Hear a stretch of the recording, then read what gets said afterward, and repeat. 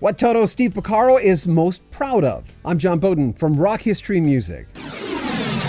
The boys in Toto have a lot to be proud of. Of course, first of all, they have Toto 4, and they released Toto 14 a few years ago, which showed a band that was almost 40 years old at that time, sounding as good and as fresh as they've ever sounded. That says a lot. You can't say that for a lot of classic rockers, where you go, this sounds like a first album, and I mean that in a good way. They have more than a dozen studio albums, 10 top 40 hits, and recently, as we all heard, Weezer did their own version of Africa and Rosanna.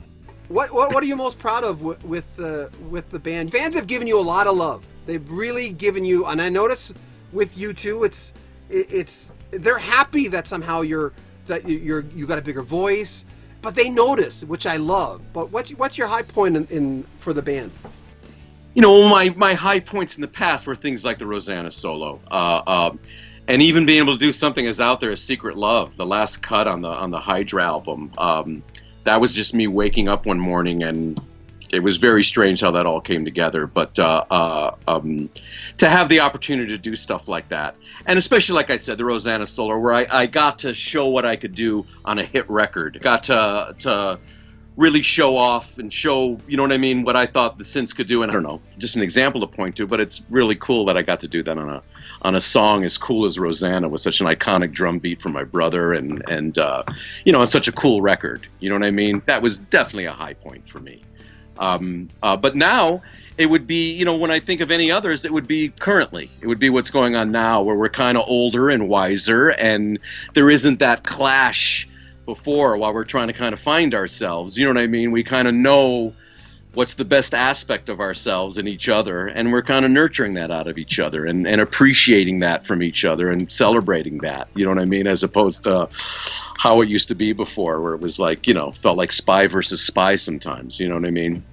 Ann and Nancy Wilson, I know they're not talking right now, but when they were talking, they were saying things like, you know, we just want a band. You know, everyone wants the original Heart Band to get back together, and that might not, it's like a divorce. You don't go on a road trip with your ex-wife, sometimes with rock and roll, right? But right. They say we want players that we can get along with. It's really important, and sometimes that happens in bands. Luckily for you guys, everyone grew up.